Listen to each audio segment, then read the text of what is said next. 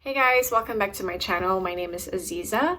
In today's video, I am going to be talking about the books that I finished reading in the month of January. January was a pretty good month. I gave myself a goal of 2 books to finish, and I was actually really surprised that I finished reading 4 books instead.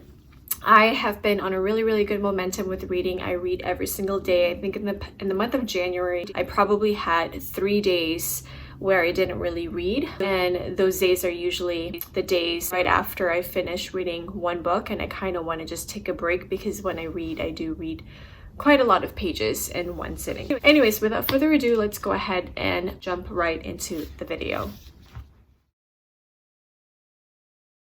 Okay, so as I mentioned, I finished reading 4 books this month. I read 2 nonfictions and then 2 fiction books. So all the 4 books that I read are over here.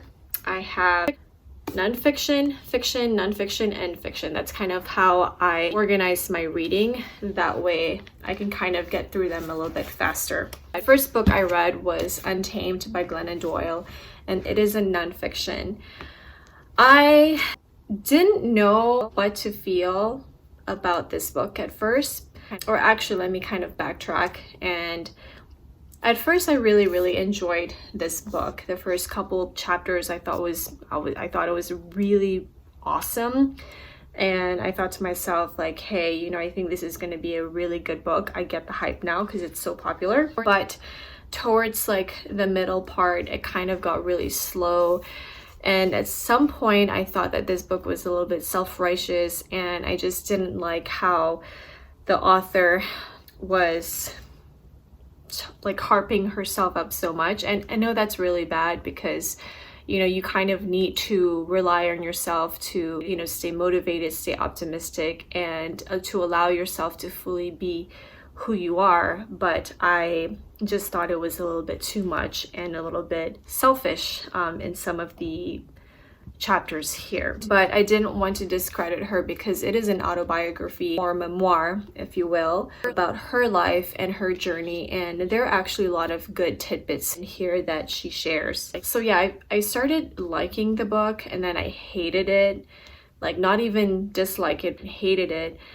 And then somehow it kind of picked back up again, and those chapters that made me turn the table, if you will, is when she touched on parenting topics. And I don't know if it was my pregnancy hormone or just that it was a really good chapter, I just started bawling on some of the parenting topics that she discussed. And so overall, I felt like this is a pretty good book. I think I rated it a 3 or a 4 star. Just to kind of give you an overview of what this book is about, it's essentially a memoir of her life. And one thing I do like about this book is that it is written in very small chapters. You kind of get through them really quickly. So yeah, overall, it's not a bad book. I thought she had some really good lessons in here, and the biggest lesson is to just live the life according to how you want it. Don't live by these social rules or the rules that have been taught to you. Yeah, just live life on your own account, and however the hell you want to live your life. Just read it and see how you feel about it. I'm not gonna say any more about this book because I don't want to spoil it, but if you are into like self-help, personal development, and also memoirs, then you can catch this book. So the second book I read, actually Strong Mothers, Strong Sons. This is also a fiction book, and oh my gosh, I love this book so much. This is such a great parenting book. I think I gave it a 5 stars. I wrote a really long review on Goodreads, and I liked it because most of the parenting books that I've read so far are for the early years, so like from the baby or the infant stage to toddler stage and then preschooler. But this one actually kind of covers it all the way through. It gives you a large spectrum of parenting in general, from infant age all the way through going through their teenage years and ultimately being an adult at 18 years old. I thought that this book talked about some really, really important issues, especially when boys are going through their developmental years and going through teenage years. Those are actually the hardest years in parenting, and those are the years that I actually am not looking forward to, because I know how hard it is, how hard it can be. And I really liked how she basically used a lot of her own personal experiences from her own professional background, from her clients, and some stories that they shared with her that she thought were relevant to some of the topics that she talked about in this book. So I really did enjoy this book a lot. I think that it will be a book that I might pick up sometime in the future from time to time again, to help me kind of understand what my son is thinking. There are a couple of things in here that she mentioned that probably is not going to resonate with a lot of people. She did talk about the importance of having or instilling faith in your child and your son. I know that some people don't really like that, but I personally think it's important to have that belief system instilled in our children. And when is the right time to talk to them about God? When is the right time to talk to them about sexuality and all of that stuff? There's just so many things that could happen to our child. Like, you know, we don't want our children to get involved in like drugs or, you know, anything like that. Behavioral issues, understanding how to mitigate those issues could be very helpful for us. And if we are going through those kinds of issues, some of the things that she talks about in here could give us some reflection points for us to kind of see where we are with our parenting style and what we're doing wrong or how we can improve ourselves as parents. So yeah, I think overall it is just a really great book. It makes me excited, although nervous, for his developmental years, but also makes me love my son even more than I already have. And if you guys know me, I am obsessed with my son. So definitely recommend this book. The third book I read was a book that I had for a while now, and I actually didn't read it, surprise, surprise, but I finally picked it up. And it's not the first book that I wanted to pick up, because there are other books that I wanted to read, but I told myself like I need to read this book, because if I don't, then I'll never read it. So it is When Life Gives You Lululemons, and this is actually a Devil Wears Prada novel. There are 3 books in the series. They don't necessarily kind of tie in together. It does have some nuances, but it's not really related to one another. And this book talks about the assistant to Miranda Priestley. Her name is Emily, or like Emily Blunt played her character in Devil Wears Prada, and about her life essentially. And it's just like a fun little chick lit. It's a great summer read. It's very lighthearted, unpredictably predictable, if you will. It was kind of fun. I actually enjoyed it. It was actually a good break or a good read to read after I finished reading this one, because this is kind of dry because the chapters are long.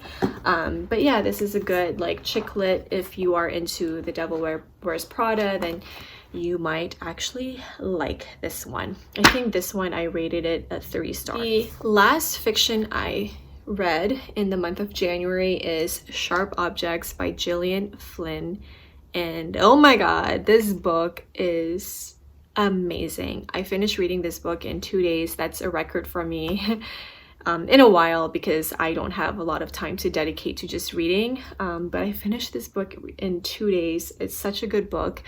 This book actually made me afraid of going to sleep at night, because it really has that messed up ending, if you will. So Sharp Objects now is also on HBO. I think they did like a mini series with Amy Adams, who played the main character, and it's kind of like a mystery thriller. Yeah, oh my gosh, it's just incredible. It's basically about a woman. Her name is, again, I'm really terrible with names. Her name is Camille, and she is a journalist for a newspaper company. She came from a very small town called Wind Gap in Missouri, and there have been a couple of murder cases for two little girls in her hometown, and her boss basically sent her there to cover the murders.